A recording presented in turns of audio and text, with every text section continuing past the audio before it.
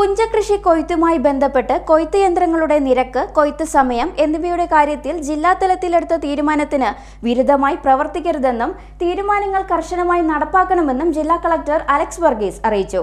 തീരുമാനത്തിന് വിരുദ്ധമായി പാടശേഖര സമിതികൾ സ്വന്തം നിലയ്ക്ക് നിരക്കു തീരുമാനിക്കരുത്.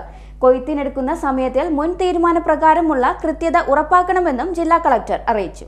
ജില്ലയിൽ പുഞ്ചകൃഷി കൊയ്ത്തുമായി ബന്ധപ്പെട്ട് കൊയ്ത്ത് യന്ത്രങ്ങളുടെ നിരക്ക്, കൊയ്ത്ത് സമയം എന്നിവയുടെ കാര്യത്തിൽ ജില്ലാതലത്തിലെടുത്ത തീരുമാനത്തിന് വിരുദ്ധമായി പ്രവർത്തിക്കരുതെന്നും തീരുമാനങ്ങൾ കർശനമായി നടപ്പാക്കണമെന്നും ജില്ലാ കളക്ടർ അലക്സ് വർഗീസ് അറിയിച്ചു. കൊയ്ത്ത് യന്ത്രങ്ങളുടെ നിരക്ക് റോഡ് മാർഗം എത്തിക്കാവുന്ന പാടശേഖരങ്ങളിൽ മണിക്കൂറിന് 2100 രൂപയും ചങ്ങാടത്തിൽ എത്തിക്കേണ്ട സ്ഥലങ്ങളിൽ മണിക്കൂറിന് 2200 രൂപയുമാണ് നിശ്ചയിച്ചിരിക്കുന്നത്.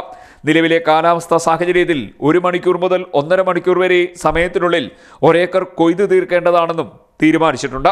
ഈ 2 തീരുമാനങ്ങളും കർശനമായി നടപ്പാക്കണമെന്നും ജില്ലാ കളക്ടർ പറഞ്ഞു. പാടശേഖര സമിതികളോ കൊയ്ത്ത് യന്ത്ര ഏജന്റുമാരോ നിബന്ധനകൾ ലംഘിക്കാൻ പാടില്ല. ജില്ലാതലത്തിൽ കൈക്കൊണ്ട തീരുമാനത്തിന് വിരുദ്ധമായി പാടശേഖര സമിതികൾ സ്വന്തം നിരക്ക് തീരുമാനിക്കരുത്. കൊയ്ത്തിനെടുക്കുന്ന സമയത്തിൽ മുൻ തീരുമാനപ്രകാരമുള്ള കൃത്യത ഉറപ്പാക്കണമെന്നും ജില്ലാ കളക്ടർ അറിയിച്ചു. CD net news, Kayamkulam.